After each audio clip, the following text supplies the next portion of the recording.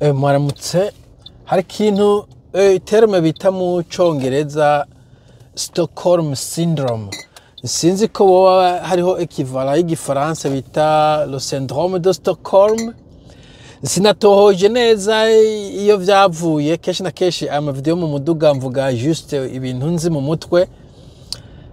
ariko ndayumva bayivuga ngo bayikoresha mu gihe kiya gihe haza bajya abantu babagizi ba nabi bagakidnappinga umuntu canke bagahijackinga umuntu, mu nyuma ngo uwo muntu ugasanga yameze nk'ukundana nabo bamufashe.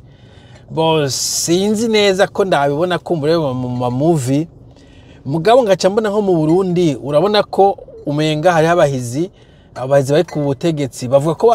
ko bafashe abanyagihugu mpiri, dore n'ahantu umunyagihugu adashobora kuvuga ijambo, adashobora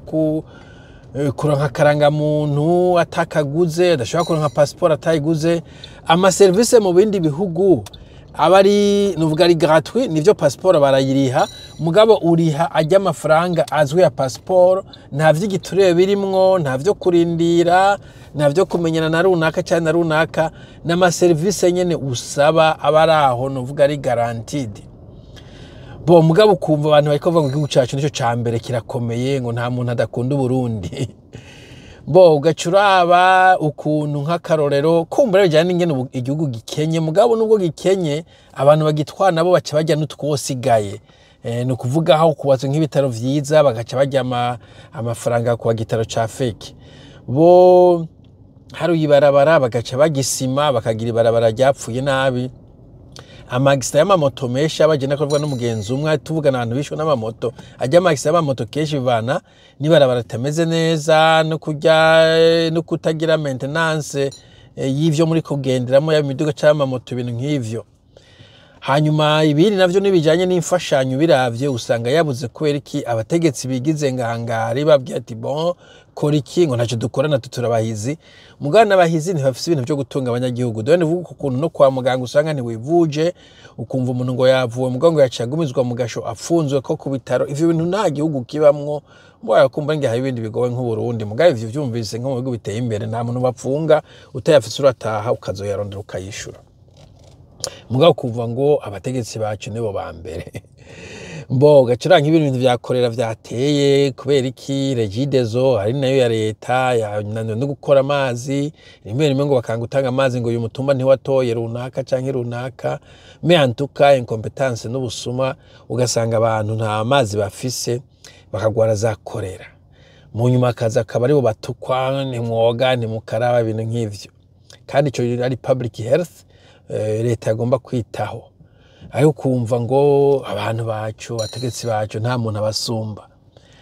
Ugacuraba nyine ivyo vyuko nta gateka zina muntu kahari mu vy'ukuri mu bihugu vyo bizima jewe nzi osho gutukanaka si no gutuka ubukebuye, ariko n'umuntu atukana ntabwo bavuga ngo uradutse ngo tujanye kugufunga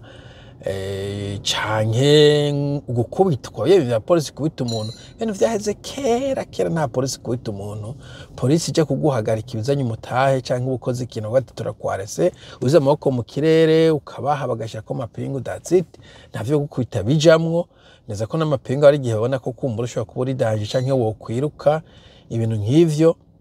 Ari ukumva abarundi ngo igihugu cacu ciza cy'u Burundi, indatwenga no bizo umuntu igihugu cacu ciza cy'u Burundi, tukomeho hariho igihugu cacu kibi cy'u Burundi, cya gihugu kindi ciwacu atari Burundi sepa. Donc iyo niyo novuga Stockholm syndrome, abantu bafashwe mpiri mugabo bagakunda uwabafashe mpiri. Bikanatuma kandi muri Afrika kenshi na kenshi ubona yuko dutwagwa n'abantu tudashima canke nuvuga badashoboye tukaguma tuvyemera, abadashoboye bavyemera bagahunga. Erega niyo hanze tugiyeyo uza bene ivyo batubwira ati mwebwe muhunzi iki mu gihugu canyu kuki mugitabagura, kuvuga ati no si tugitabagura, abategetsi batwirukanye ibintu bati nimugume y'umugwane kubera iki muri abakawade kumaho mugwane. Donc usanga abanyafrika ntitunashobora no kumenya ico dukeneye cyangwa tugihagarire, usanga turiko turirukanga, bamwe twikuruba nyene tukemera kaduhonora ku kano, abandi tugahunga. Donc cowards ni it's a race, ni nka race, ni ubwoko bw'abakawade, anacho tuma njya n'abazungu batudominatinze.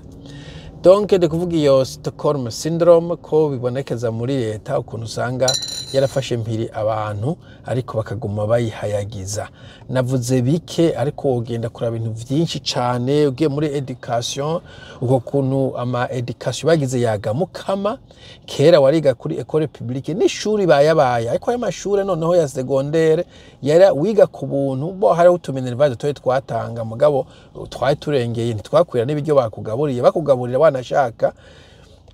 ukiga bo amashuri menshi barayumva bavuga za Rubanga za Rusengo za Atene za Rutovu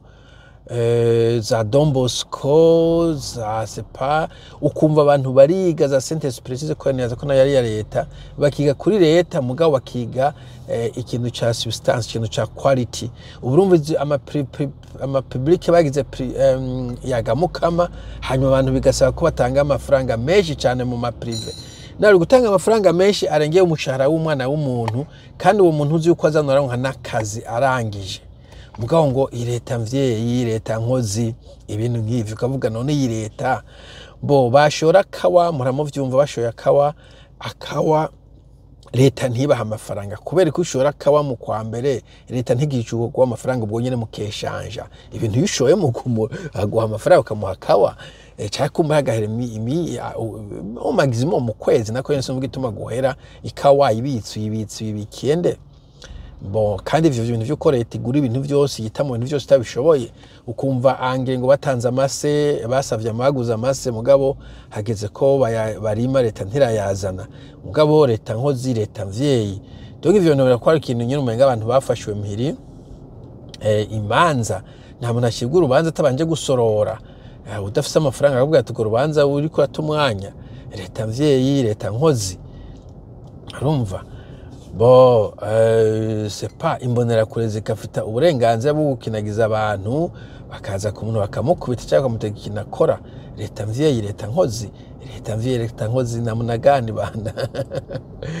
urumva donc ico kintu yo ndakiravye mu marone ndatangara cyane wanashaka n'abagifise nagize ngo bafise ubuzi bwiza nabo nyene niba bari certain ntabazi ingene yahashize kandi ntabazi ingene azohava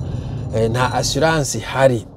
hanyuma udafise akazi mu bindi bihugu twita mvyeyi twitwa nkozi uyafite akazi baguha frais de chômage unemployment benefit sero igihugu ko bayita mugabo ukabura nk'udufaranga duke tukubeshaho si menshi cyane ko wogura umuduga mugabo abahagije ntushobora gusonza cyangwa kuryama kwibarabara iyo utakaje akazi mu ndwi ya mbere bo Burundi ico cyo nta kihari leta mvyeyi leta nkozi waje muri abasaza retraité nabako d'abord baha abantu bakeyi bakoze muri leta cyangwa mashira hamakuze nabwo rero kukabona ubw'intica ntikize udashobora kubatunga yakoze imyaka 40 ingahe muri leta mvyeyi leta nkozi how leta mvyeyi leta nkozi bo ugaca ufata wanashaka uvuye muri ivyo ukaja kuba ugaca ufata aba sepa ugaca